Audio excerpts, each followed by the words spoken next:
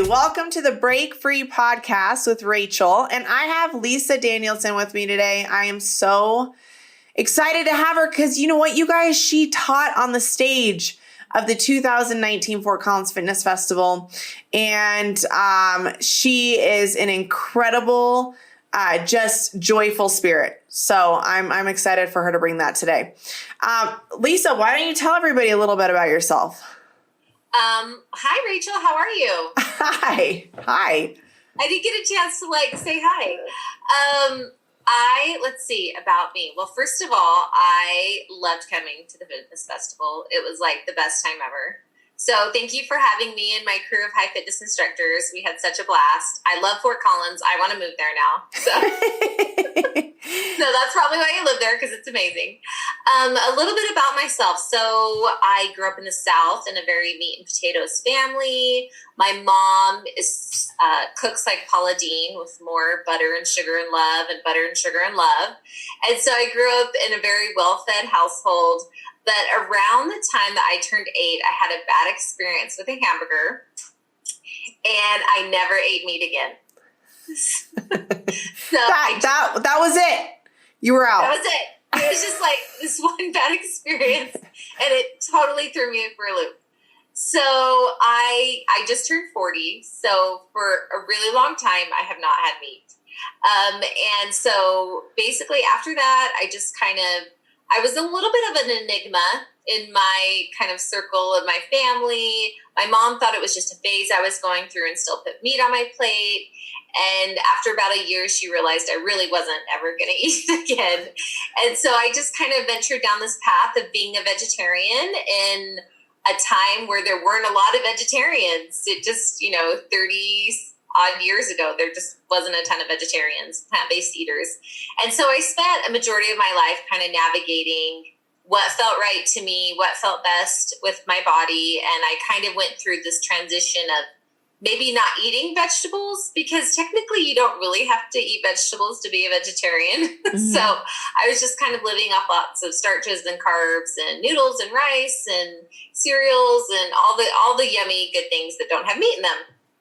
And so by the time I got to college, I had gained about 40 extra pounds. And so once I had my first baby, I was 80 pounds over where I felt my body felt good at and where I felt my best. And so I kind of just learned the importance of still having a good amount of protein in my diet, having a more balanced diet, actually finding vegetables that I liked, that I wanted to eat. And so I think, and I was able to lose the extra weight, continue to still have 3 more pregnancies, be very, not strict with myself, but be very aware of how I was eating. And I fell in love with aerobics, like from literally the 1980s. And so much fun. I love it so much. And so I started teaching aerobics, and that's kind of how I got to this spot where I got some more education when it came to nutrition. And so now I'm a plant-based nutritionist and a personal trainer. And my whole goal is to help people find what feels best for them, and to live their best life in the best space they know how. So that was powerful. Wow. I love it. Great introduction.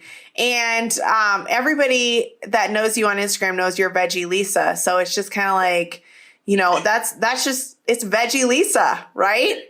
Right. There's been so many times I'm like, I'm going to change it. I'm going to change it. You can't. Yeah, it's like, it's too much now. I'm like, okay, that's just who I am. I'm like, you're going to the grave with that one. I'm sorry.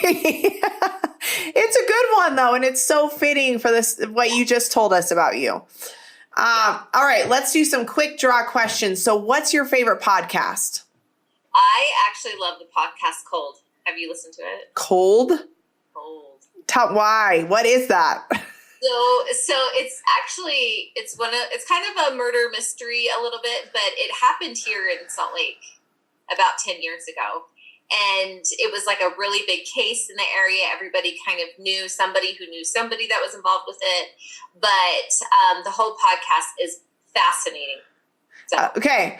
That was awesome. I have yet to have somebody give me a podcast like that, which totally is fascinating. Yeah. That and something like a show that you would want to watch, but you can just listen to it throughout the day. Like if you're literally stuck in your car driving your kids all around town like I am every day for like 4 hours, it literally like you will just binge listen to it. It's awesome. Okay. On it. Favorite book. My favorite book. Well, I don't know if you know, this is currently my favorite book. Is that your book? This is my book. I love it. So how long has that been out? Well, it's actually not out for 2 more weeks. Oh my God, you have a new book coming out. Yeah, so this is actually, I've been wanting to like put all my favorite vegetarian recipes in one place. Mm-hmm. And so this is, I was approached by a publisher to write a meal prep vegetarian cookbook, which was tricky because everything has to be able to last in the fridge for a long time if it's like meal prep. You know what I mean? Yeah. So, but this is like all my favorite recipes in one spot. And I actually am not a big reader. I did love the book, The Blue Zones. Did you read that? No, I haven't read it. It's about this guy who travels all over the world and goes to these zones in the world where people live over 100 years of age. Okay. And they're called blue zones because they're a concentrated amount of people that live like forever. Yeah. And so anyways, I did love that book too. And it was interesting. All of them had similar things in common. Like all these blue zones had people that did manual labor their entire life and lived off a plant-based diet. So that was another good one. Okay. That's really cool. And I have to tell you that I love that book is coming out and I got to have it because I am totally a person that believes in trying everything so you can truly know what you're talking about. So, my husband has not had any meat for, I think he's on his 4th week. I did 2 weeks. I did give in, but I'm back at it, because I did really, really enjoy how I felt. I felt, you know, it forced me to eat a lot cleaner. And I know when you were talking at the beginning of like, that's not always the case because there's so many things that you can eat that, you know, aren't healthy that could fit in a vegetarian diet. Right. But that's not how I went into it. Like I just, like really good, like smoothies, green smoothies, you know, and doing salads and just and anyway, I just felt so good. So I told Garrett, I'm like, that's awesome. What made you want to try it out? Well, I don't even want to mention it because people are going to be like, oh my God, that movie.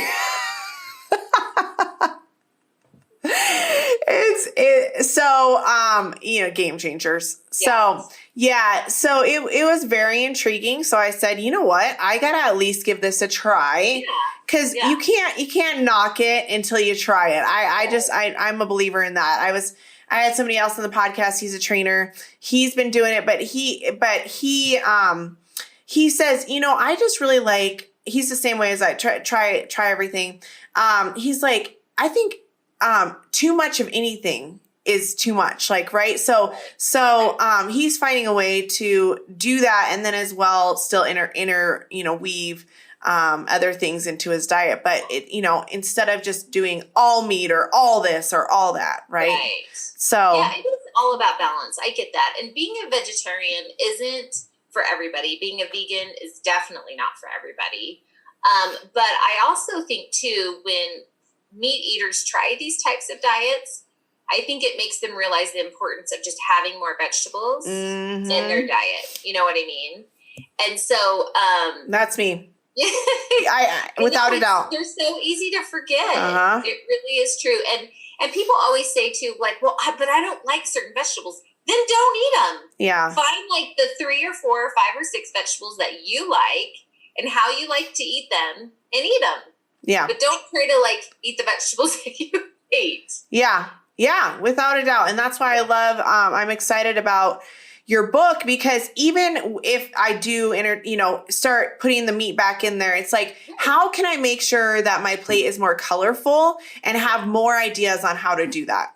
Yeah. Right. And most vegetarian dishes go great with some sort of meat, because if you think about it, they're all kind of, there could be some entree ones, but they're all kind of side dishes if you think about it. Yeah. You know what I mean? They could be made easily into a side dish. 100%. That's why when you go to a restaurant and you order a salad, they said you want to add a protein. It's made that way. You can eat it that way, but then you can also add a protein. So, okay. So you did podcast, book, favorite quote. Oh, my favorite quote. Okay, I have it on my phone. It's from C.S. Lewis, and it says, "You are never too old to set another goal or to dream a new dream." I feel like that's the beauty of our generation. Our mother's generation, I don't think had that privilege. I think a lot of them felt a little bit more like they had to be homemakers. They had to be home with their family. They maybe weren't allowed to have a life outside of the home, or, you know, like something that was really super important to them. And I feel like our generation, we're like breaking through that. And we're living lives that, you know, can show people that just because you're 40 doesn't mean that you can't do a back handspring, right? That's right. And you're so feeling that right now. You're like, I'm 40 now, but it doesn't mean I can't go for it. Yeah. Right? Yeah. I mean, and I think that I see women in their 50s and 60s at the gym every day, like just doing something for themselves and making them feel good. And I just like applaud that. That's one of my biggest passions is you're never too old or never past your prime to be able to do certain things and to make yourself happy. Do things that make yourself happy. Yes. All right. I love it. Okay. How do you break free? Or wait, no. Wait. No. What does break free mean to you? Let's start with that. What does break free mean to you? Well, I think I just like everybody else, probably when they hear that phrase, you just think of like breaking through a barrier, breaking through something that's really hard in your life. But for me, break free just really means that breaking free from what maybe other people's ideas of you should be. Mm-hmm. So for a long time in my life, I lived my life kind of what I thought other people thought I should be like, or what they had envisioned for me, or what I should do to kind of conform. Mm-hmm. And I feel like, screw that. I just like want to be myself. And if it doesn't fit into somebody's box or mold, like it doesn't even matter to me. I don't even care. So yeah. I break free from stereotypes and from things that, you know, limits that I put on myself or limits that other people try to put on you. Is I'm all about just, you know, living your best life and not worrying about what other people think.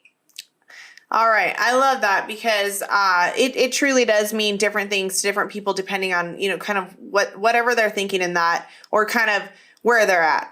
You know, we're all always breaking free from something. We're breaking into something, right? Yeah. So you have that choice. As long as you're always improving, that's change. You're always breaking free and breaking into something else. So, all right. So what, in your specialty, okay, in what you're, you know, in what you love, in what brings you joy in a way that you have found joy in your life or that has helped you bring you joy, what is that and how has it brought you joy and how have you helped other people with it?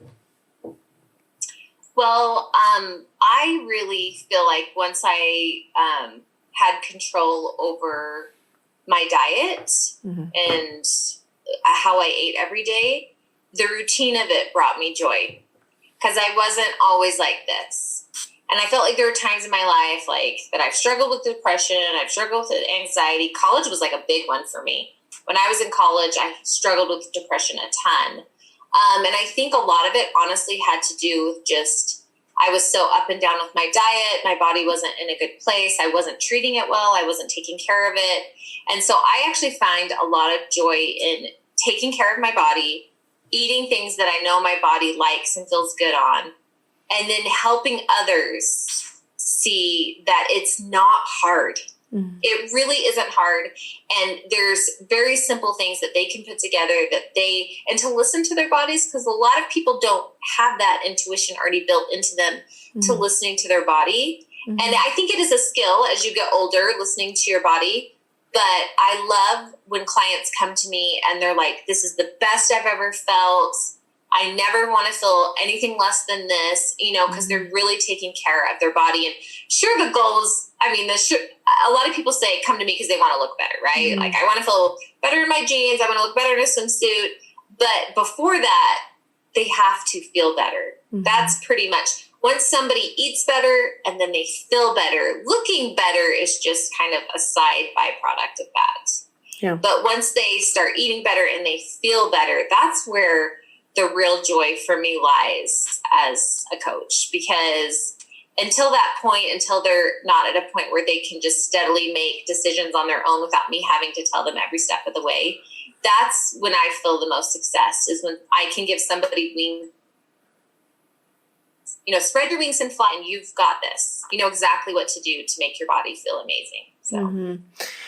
I love that, because I think that a lot of the time throughout the day, it's so undervalued of how much actually feeding the most incredible machines ever made the right things, and how much that makes a difference in your mental and emotional well-being, right? I think often, like you said, it comes like, we should eat this way because we want to look this way. No, how about eating this way so that you can feel this way, right? And I love that about your message. So what are some simple things that our listeners can start applying to their lives today to implement this in simple practice? Well, I deal with a lot of clients that have intolerances or allergies. Okay. So that's kind of my specialty too. People will come to me and they'll say, oh, I have this intolerance or allergy. And so and once we get those things out of their diet, they feel so much better. So one thing I say, if you think you have an intolerance or if you think you have an allergy, you don't need to go out and buy expensive tests or, go get all these tests run. Start by listening to your body. So throughout the day. So I always say, start in the morning with a hot cup of lemon water. Let your digestion begin, and then add very simple meals into your diet. So one thing that I love to start out with, I tell people in the morning, is just to have some protein. So maybe you have a protein shake with some greens. So you've got a complete meal there. And then maybe for lunch, because a lot of times too, when people just try to infiltrate all these vegetables into their diet, they have stomach issues because they're not used to all the fiber. Mm-hmm. So I say, go at it slowly, maybe not try to have all these vegetables at every meal, but keep it simple. Keep it to know okay, your body really likes this certain lettuce, or, try to incorporate that, and maybe don't overcomplicate everything. So let's say, okay, I like 5 of these vegetables. Okay, so make a list of the 5 vegetables you like and how you like it. If you like baby carrots only dipped in ranch, then eat them only dipped in ranch until you can start. Maybe I'm going to actually start to roast these carrots in the oven with some olive oil and salt and pepper and garlic and see how I like them then. So that's really kind of stay in that mode of just eating the things you like. If you try to force yourself to eat things that you hate, it's never going to work. Mm-hmm. And I'm not about just taking things out of your diet or replacing bad habits. So a lot of people come to me and they love to drink soda, right? So that's a common thing. A lot of people love to drink soda. So I always say to them, well, if I just take the soda out of your diet, first of all, we won't be friends anymore. Second of all, true. You have to replace it with something else. And so a lot of times when somebody has a soda addiction, or maybe more than 1 or 2 cans of soda a day, I say, okay, so let's maybe transition to diet soda. Do I think diet soda is good for you? No, I don't. But I think it's better than the full sugar soda for a little bit. And then once you're done with the diet soda, let's move on to some flavored water. And once that you feel like you've got that, then just move to plain water. So there's always a progression, because people are always oh, I just want this out of my diet and this out of my diet. But when you just start taking stuff out, you feel really deprived, and it's really hard mentally. Mm-hmm. So I always like to do stair-step things like that. Simple things like getting rid of soda, or maybe cutting down on the sweets that you're having for the day. Or maybe trying to make your favorite recipes just a little bit cleaner. So instead of sugar, we're going to maybe try stevia or monk fruit. Things like that are simple swaps, but that people, change is hard, change is scary. we don't like having to take things out of our diet. So I think just gradually changing them over, I've seen my clients have seen a lot of success with that. Yeah. I love that. So right away, something that you can do to start in the morning, do that. So it's warm water and lemon? Yeah, hot. So like hot water with lemon. So what that helps do is that starts your digestive system without like infiltrating it with any calories, right? So a lot of times people have problems going to the bathroom. And so that's like one thing that can really just kind of wake up your system. Lemon is the only acidic thing that we can intake into our bodies that turns alkaline. So a lot of other, because we all know acidic foods really aren't great for our bodies. So, but lemon is awesome because once you take it into your body, it turns alkaline, and then you're just kind of are able to balance out the pH of your body, which a lot of people don't understand how important a pH of your body is. Because if you're too acidic, then you can have problems with like chronic inflammation, cancers growing, all of those things. But when the more alkaline you can keep your body, and that's why you're really supposed to eat vegetables, is so that you can keep your body more alkaline. And there's really simple strips that you can buy out there online or at drugstores where you actually just like spit on the strip, or you spit into a spoon and then you put the strip and it measures the pH of your body, of your saliva. And so then you'll know like where you're at, whether you're more acidic or more alkaline. So that's a good. I am so on that. That was a great tip for me. Thank you so much. I always start my day with water and apple cider vinegar, but that's great too. Yeah. Well, I want to test my levels though. The hot water or the hot lemon water. Yeah. Oh, and test your levels too, because it'll kind of show you, and it has like a color chart. Like, okay, if you're really red, you're acidic, or if you're more green or yellow, you're more alkaline. Yeah. Okay. So there really is like a science behind that to the pH of your body. So I love it. All right. Tell our listeners how they can find you. Well, you can I have a website called veggielisa.com, or on Instagram, veggie_Lisa. You can DM me. You can send me an email at lisa@veggielisa.com. Anyways, I'm around. So where will your book be sold? So it's sold on Amazon, and then at Barnes & Noble, and then there's an Indigo Books, I think, as well. So there's a lot that are in Canada that I don't know those stores. But yeah, that's mainly where it's at. But it's really easy to get on Amazon, and it's like $15. So yeah, I love it. Well, thank you so much for your time today. And you're always just so joyful. And I love that. And I appreciate your message. And I definitely learned something today. So I'm excited about that. So yeah, thank you everybody for joining us. And Lisa, you're incredible. Oh, thanks for having me. That was so much fun.